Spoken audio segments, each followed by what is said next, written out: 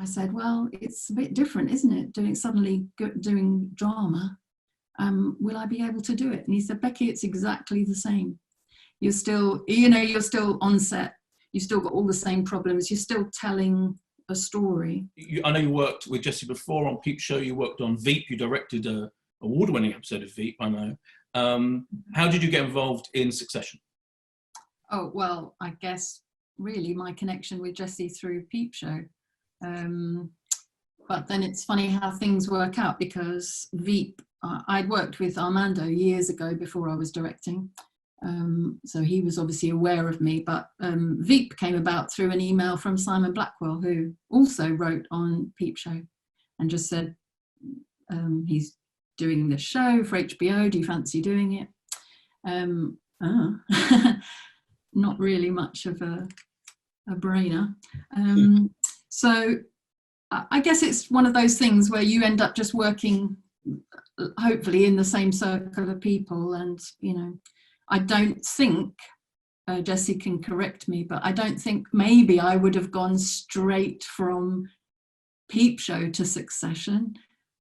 There's a nice bridge with having worked on Veep for HBO, and they get used to you, and, you know, then it smooths that path a little bit. But yeah, it's quite something to go from filming off the side of a motorway in 2007, you know, in the cold, to suddenly finding yourself in some glamorous location somewhere, all thanks to Jessie. What's your starting point, really, when you're directing an episode like this? You've got the script, obviously, and is there a Bible in terms of the visual look of the show that you're following, or do you take it your own way to some extent? You have a fair bit of say, but obviously when you come in as a director just for one episode, you can't really change the complete style. The best thing is that it doesn't stand out as an episode in a visual sense, you know, that it just melds into the rest of the season. But obviously with that you get a lot of help from your cinematographers, directors of photography, with how they've done it.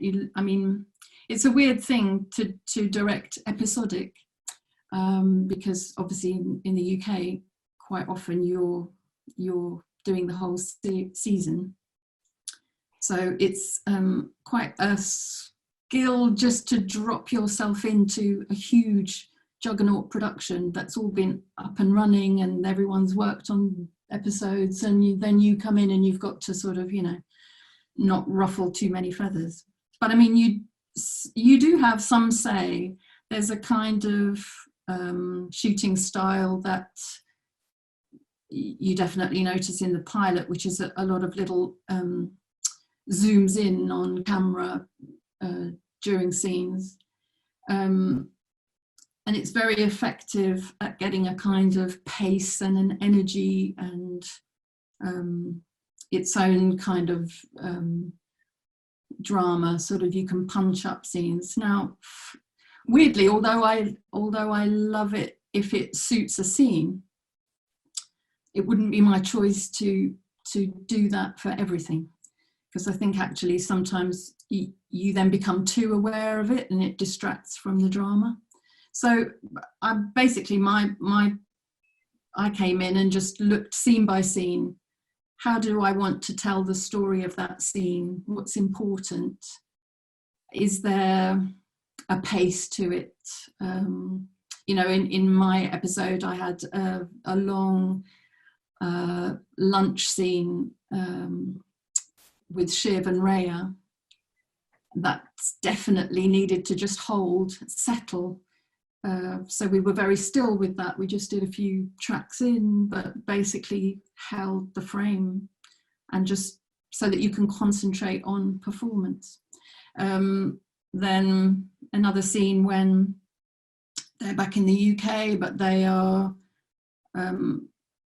having a conference call back to New York, and they've literally just found out that the press have got hold of the story of the dead kid. That really did lend itself to those fast handheld little punch zooms in. and there's a lovely, I mean, just from my point of view, that, I mean, with that, you can't direct it. You have to let the camera operators, who are highly skilled, just follow their own flow with that, and they've seen a rehearsal, and you trust that they know who to zoom into at the right moment. And sometimes they get it wrong and you think, oh, we just missed that. Another take, they'll absolutely get it spot on, but more often than not, they'll get it absolutely right for you. There's one little tiny beat in that scene. It's such a small thing, but this is where that style really lends itself, I think. It's when Kendall is saying to his father, everyone else has left the room and it's just the two of them, and he's saying, are you absolutely sure that Raya's the right person to be seen with? Aren't you making a bit of a fool of yourself? And there's just one framing where we're on Kendall, and then the camera just pops down to his hand, literally timing just as he's doing that, and it's such a nice little accent. So it really purely depends. I just look at it on reading each scene, seeing what how the story has to be told, and deciding that way. But absolutely collaboratively working with the people who know the show inside and out, and that's the crew who've done it way more times than you, and the cast as well. Obviously they'll have their own feeling about how they want to do things. Yeah, I was going to mention the cast, because you're stepping into this now pretty well established show where incredible cast, where every single actor feels like the perfect person to play each role to an extraordinary extent, and we feel like we know them as three-dimensional human beings. What's that like, kind of arriving in that world? Are they, you know, obviously I'm not expecting you to say it's anything but a joyous place to work, but is it a kind of difficult thing to suddenly be directing all of these? I mean, I've been directing for a long time, but it's still quite intimidating to walk onto a set with some of those big hitter names, and again, just not wanting to, you know, make the day all about, you know, some new person coming in. You just want to you know, blend in with everyone and not ruffle too many feathers. But yeah, of course, initially it's intimidating, but I was lucky enough I got to meet them at the table read for my episode when they were shooting another episode, and they were all incredibly friendly, gracious, and that really helped actually. And I know absolutely, hands down, that they trusted me perhaps a little bit quicker than they would if I hadn't had the connection with Jesse. Honestly, I think the way the way you introduced me on that day, Jesse, it was obviously like, oh, okay, they get each other. Therefore, I think I just did sort of fast track a tiny little bit of with their confidence in me, hopefully. But yeah, it's incredible. But and also, I must point out, must you, that it was my first drama. So I'm a comedy director by trade. And so this was my first drama. And I remember when I was asked to do it, having a chat with Mark Mylord, who's the executive producer and sort of probably the main director. He directs most of the episodes per season. And funnily enough, I'd worked with Mark years ago at the BBC, so I did know him. And I said, well, it's a bit different, isn't it? Doing drama. Will I be able to do it? And he said, Becky, it's exactly the same. You're still on set. You've still got all the same problems. You're still telling a story.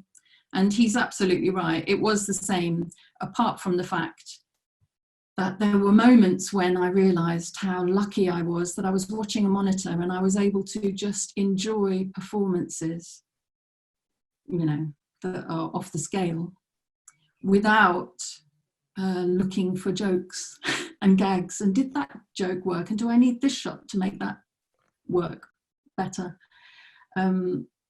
Obviously there are jokes, and that was great when I had some, but I did have quite a doom-laden episode, didn't I, Jesse?